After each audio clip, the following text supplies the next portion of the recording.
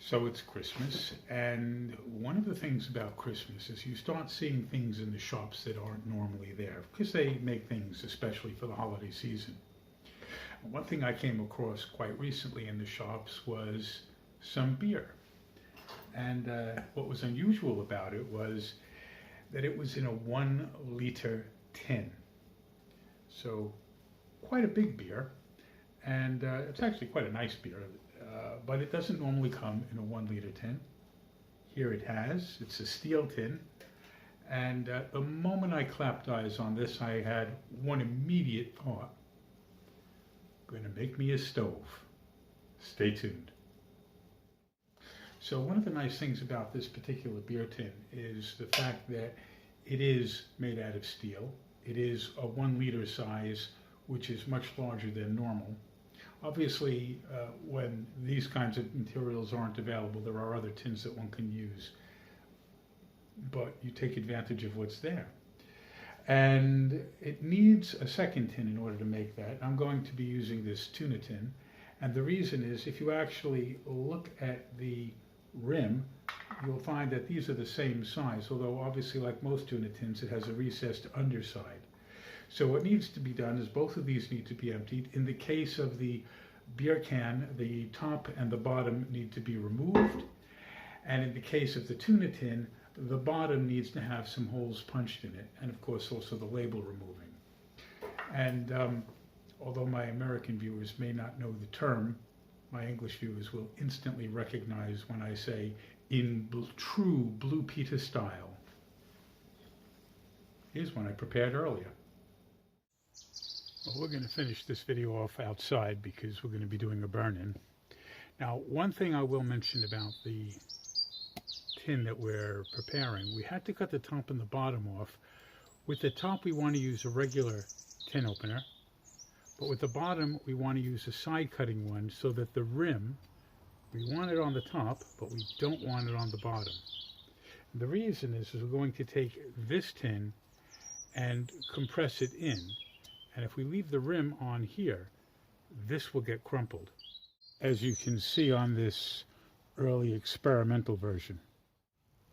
Now, as you can see, by having two pieces of wood in a compression clamp and having the two tins lined up, we should be able to apply pressure which will push the tuna tin into the beer can.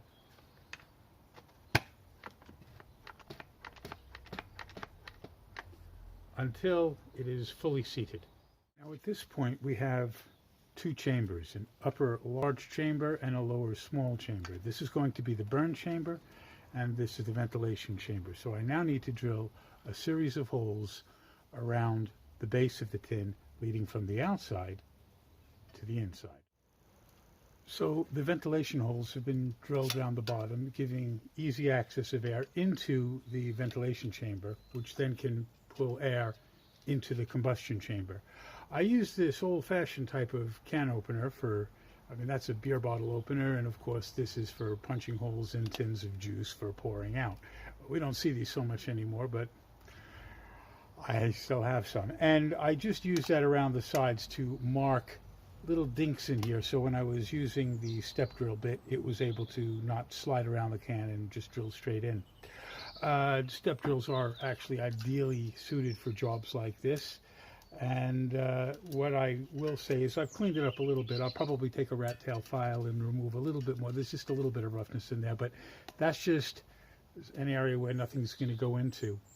So this is essentially finished. The only thing it needs is a cross piece on top to act as a pot stand and also to allow air to vent out. Now, I did actually make that in advance. It was a simple measurement across here. Now I'm going to give you the figures in metric because I'm just going to make my life easy on this occasion. What I did was I used 1 centimeter by 2 millimeter steel, mild steel stock, and I basically made these components here. Now these components here fit together like so. and that in turn will fit on top of the tin, and that gives me a pot stand with a raised surface, and also because it's raised, it means exhaust gases from the fire will be able to get out, which will help draw fresh air in from the bottom, keeping the fire burning nicely. It'll also give my cooking vessel a nice stable surface to sit on.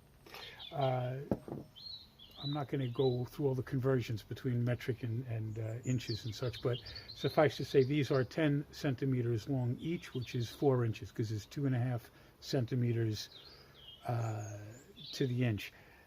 Again, you just measure it to the tin. Whatever steel stock you can get will do nicely. And again, those indentations were cut with my angle grinder, so real easy to do. And there's the stove. So now what we're going to do is prepare a little bit of wood and do its initial burn-in. Incidentally, before we do the burn-in, just so you can see, I have here, this is a small steel bottle, water bottle. This holds 350 milliliters, or just over 1/3 of a liter. If you put that on top, you can also use it as a bit of a kettle to boil some water. The other thing about this, which I particularly like, is that after I've popped this in its little bag, it will fit very nicely into this titanium mug with folding handles. And this is a 375 milliliter titanium mug, which I have to say, once I put this in here, with the handle shut, actually fits neatly into this completely, so it perfectly nests.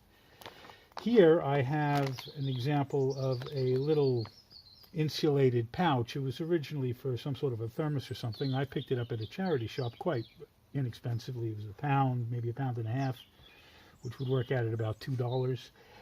Its original thermos was missing, but it just so happens to be the ideal size for this little setup. And of course, I'm able to place into it my cross members. This is a titanium spoon, which I have, and it doesn't have to be titanium. You could do this with a regular teaspoon, but if you're making tea or coffee or whatnot with this kit, it's nice to have a teaspoon. And I also have these rather small Crucible Tongs, and they're going to fit in here now. Because it's scissor-like, but those are open, I'm actually going to have to overlap them to the outside of the pouch a little. But once that's done, I can zip this up, and as you can see, it's a bit stuck. Get that over the top. There we go. As you can see, this is absolutely perfect for a day hike setup. I've got a carabiner on here, so it won't weigh much even with water, because it only is going to carry 350 ml of water. Which is enough for 1 good cup of tea, or 1 good cup of chocolate, or 1 good cup of coffee. But whatever I bring with me, it's completely self-contained.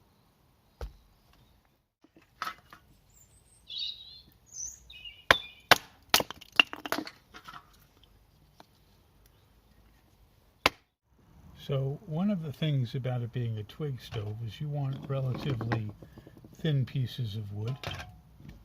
You don't have to overdo it with the initial packing, but pieces of wood, these are maybe even a little long, because you don't necessarily need to get them much longer than your finger length. And you just pack them in standing up. And this is going to allow a lot of good ventilation. Also, because it has a raised ventilation chamber on the bottom, it's not necessarily going to burn anything underneath it. I'm just going to use this pie pan to sit it on, mainly because we don't want to get ashes on the wooden table, but because there's not that much heat going out the bottom, it's unlikely to damage any surface below it. I think that's probably enough. We've got a bit more wood for later, but we also have a fire lighter, and I'm just going to tuck that in to here. And we need to just light that up. So we'll just light a twig and let that light the fire lighter. And we'll very quickly have a fairly nice flame, but before that gets too far, I'm going to take my cross pieces, and that is the first one to go on, where we have the middle one facing up, and then we put the second one on with the middle piece facing down, and that gives us our pot stand. And we're going to let that catch properly. One of the things about using food containers as stoves is they do have paint and other chemical coatings to protect the food contained within. And of course, the difficulty with that is the first time you burn it, a lot of that's going to burn off and give off noxious fumes. So you do have to burn it in for a first time, preferably not at a camp, but or you're just going to do it someplace safe where there's lots of good ventilation. And as you can see, it's catching rather nicely already. There's going to be plenty of air can come in, because of course as this fire grows, what's going to happen is that all the gases contained inside of the stove, be they carbon dioxide exhaust or smoke or whatever air is already in there, is going to get heated up. When you heat up a gas, it becomes less dense, it will lift. And this will create a lower pressure in the bottom, which will draw air in from underneath through our ventilation port.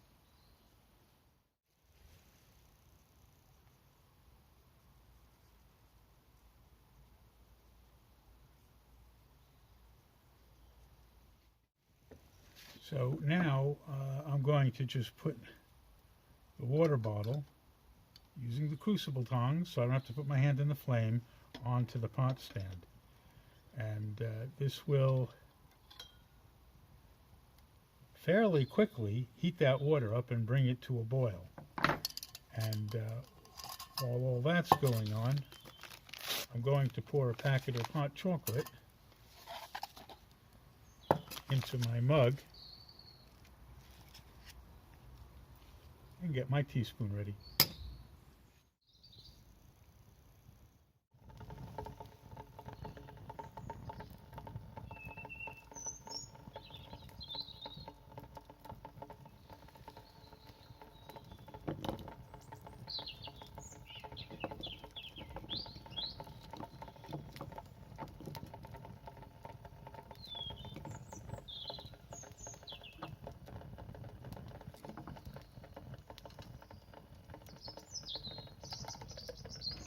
Water is not quite at a boil yet, but we are getting there.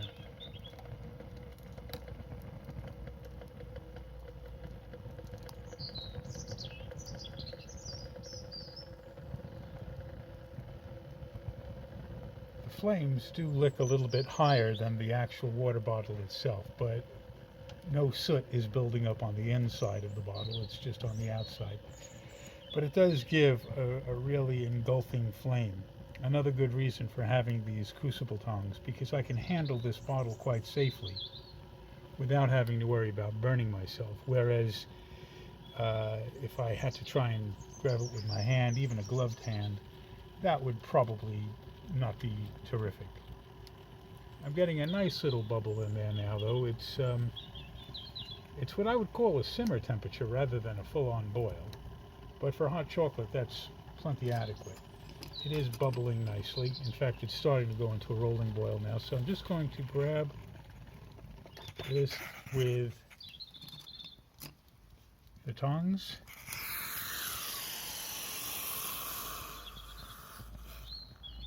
And pour water into the mug. Little trick I learned from my grandmother: never fill the mug when you're doing hot chocolate more than halfway with water before you give it its first stir, so you don't spill things everywhere. Probably will spill a little bit anyway, but not nearly as much as you would have otherwise. And then top it up the rest of the way and give it its final stir. In fact, because of although this mug holds more volume than my container, because I've put hot chocolate in there and that's taken up some volume, I've got a little bit of water left over, which is fine. Doesn't hurt at all. And that gives me 1 mug of hot chocolate.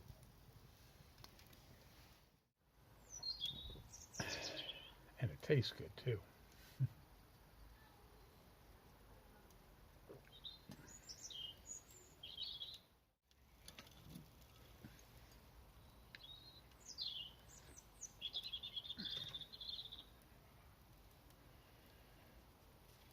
So this is burning nicely still, although we're getting mostly down to coals. And of course it's easy to add additional fuel to, as long as it's cut small enough. There's quite a bit of coals down there. These are a little bit longer than ideal, but as long as you cut them small enough, they'll fit in between the gaps on the pot stand, so it's relatively easy to refuel. And we're going to add a little bit more there. Now, the coal bed on the bottom will soon have those bits of wood lit, and we'll be back to burning again. If the flame does go out and it's smoking a lot, and you have a coal bed, taking a blowpipe or pocket bellows and blowing in,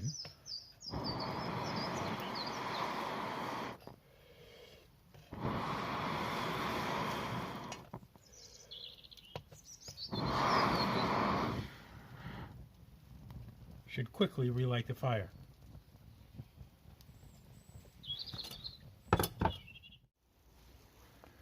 Well, I hope you found that interesting, and if you've had a go at making a stove before, or made something similar, or made something different, perhaps you might like to tell us something of your results in the comments. If you have a different sized tin you would like to have me try to make one of these from, mention it to me again in the comments and we'll look into it.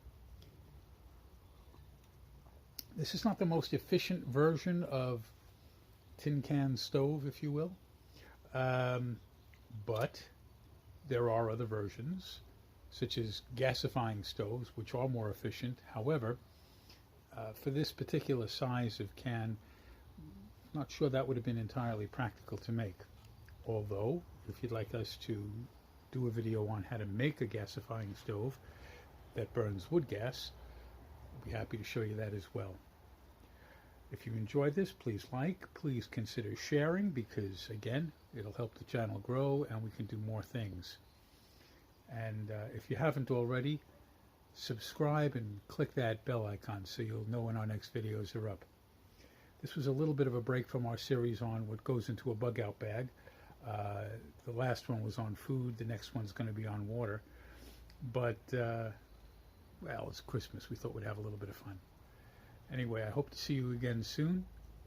Have a good one.